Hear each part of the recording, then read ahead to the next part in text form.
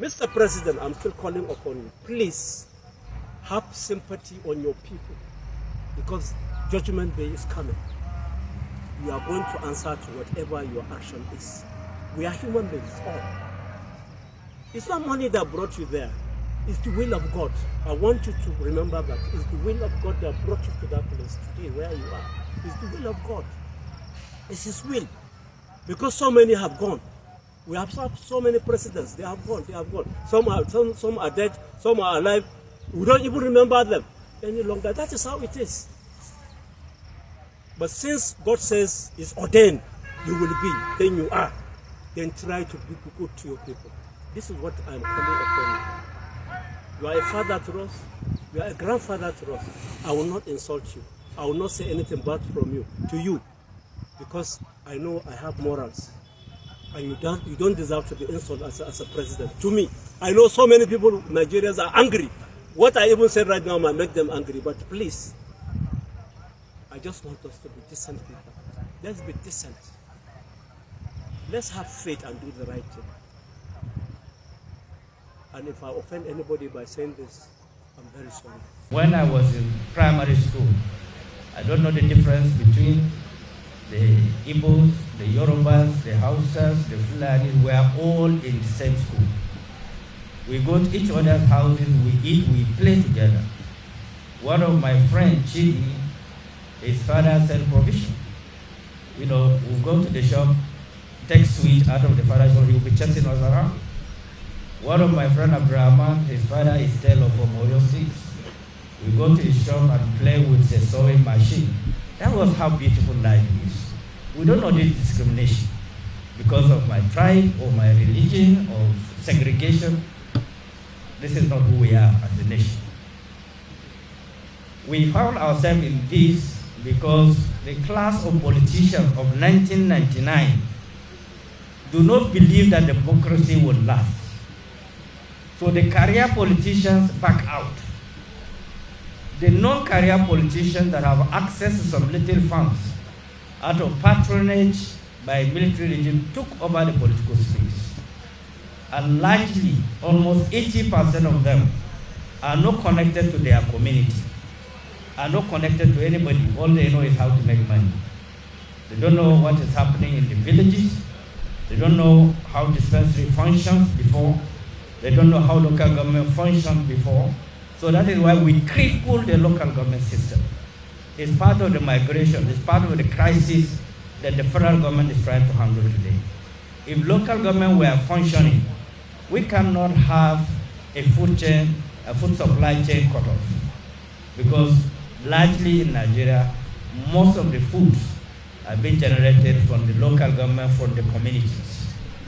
Today, the insecurity, the kidnapping, the barbarism, the failure of leadership have crippled our communities. They cannot even farm.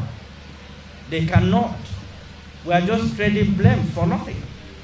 But the crop of leaders from 1999 that are not career politicians key into the system, hijack the system, and it's the only reason why a governor will tell you, look, it's my money. He was elected. But he will tell you the resources of the state belongs to him. If you give me 10,000, I gave you 10,000 of my money. That is how low we are. And this situation, unless we made up our mind that we have the capacity to change it, and we can change it in only one way. In a democracy, the day of coup is the day of election. And the weapon for coup is this your finger. You change bad leaders by voting them out, not by guns. And then all of you here, you have the weapon, you have your guns, your finger, your thumbprint finger for casting your votes. All of you that are seated here. Now, if you don't use it, who will you blame? If you say, no, my vote will not count, who do you blame? And if you complain, who are you complaining to? Because God has given you opportunity, have given you the health, the good ears, sound head, clear vision, but you decided to say, no, my vote will not count. People reek where they are not popular. Nobody can rig you. If you cast your vote, you work together to protect your vote. Nobody will rig you out. And I'm happy that the era of rigging is gone. If there's one thing these protests have brought to Nigeria, is our sense of unity. If you see the millions of youths on the streets, you will assume that the world is coming to an end. You can't even count them, millions of them, daring the state authority. I read the statistics that were released by MBS, that our judges in Nigeria are the highest corrupt judges in the world, based on the statistics that have been released. I saw the chief of army staff complaining, if they arrest criminals, they will take them to court, they will release them, and the criminals will come after them. So this is our future, all of us. We organize this deliberately so that we can share our mindset, focus on the future, get your PVC. That is your greatest weapon. Don't be deterred. Nobody should intimidate you. It is your country. All of us have shares in Nigeria. Nobody have more share than any other Nigerian. All the shares belong to all of us.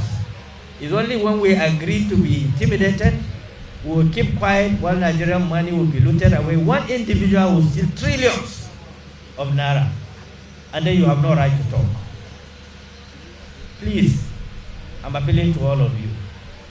We invested to mark this day to honor all of you and honor ourselves. And on behalf of this party, I want to register our deepest gratitude for your presence. We feel honored, we feel respected, we feel that yes, the youth are understanding the dynamics. They know that if they don't put themselves in, nobody will call them. So you have to push yourself in. Nobody will just push you. And you cannot be lying down on the bed, food will be falling inside your mouth. It has never happened. There is no such miracle. There is no such miracle. I can see our service members that are serving the country, the youth corps, dedicating 1 year to serve the nation, hoping that after the service they will get good job. But this is the society we are talking about. Do we have the capacity to do it? The answer is yes. Are we willing to do it? The answer is yes. Are we in the position to do it? The answer is yes. Why are we not doing it? Because of greed. We have applied diabolism in employment. We have applied ethnic bigotry in the system. If you are not the son of someone, nobody will employ you. This is how bad the system is.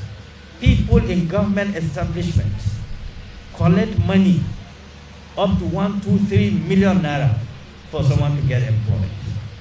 That is the kind of barbarism we are going through. Fellow Nigerians, to get a job, their parents sold their property to send them to school, train them. It is time for them to take care of their parents. The parents have to sell something to get them employed. There's no great disservice as this. And I wish President Bola Ahmed Tunubu will fish out those ministries and parastatals that they call juicy ministries or parastatals. From the discrimination of the salaries, people who are working in NNPC are made to look more superior than people that are working in the Ministry of Information. People that are working in Port Authority are made to feel they are more superior than their fellow Nigerians. And these are government agencies, ministries, and parastatals. But they discriminate even on the salary scale. And we think we are doing the right thing. And we think that the conversation is right. It can never be right until the government decided to unify all salaries, stop all this discrimination. Parents will not be struggling to get their sons or daughters get employed in Port Authority or Maritime or Hilda Revenue or NNPC, because largely the attention was there because of the salary and motivation. Why can't you apply it above board? Every ministry can be a juicy ministry. Depends on who is there. It's not about the office, it's about the individual. The creativity of individuals can turn any ministry into one of the most attractive ministries in Nigeria. But you have lazy people who have no experience of even being a councillor, being appointed ministers, experimenting on the seat of a minister. And we are serious as a nation. So I'm drawing the attention just the way my brother, patriotic brother have said, Mustafa, we have no any other country except Nigeria. I don't have a visa of any country on earth. If I'm traveling, I have to apply for a visa. I don't have house anywhere except Nigeria. And I will never get house anywhere outside Nigeria. We've been laboring for this country. We fought for the restoration of democracy. Our leaders were sent to prison. Some of us were victimized, but we are still standing because our destiny is in the hands of God, not anybody's hand. So believe that your destiny is in the hands of God, but you have to fight for your rights. Don't be intimidated.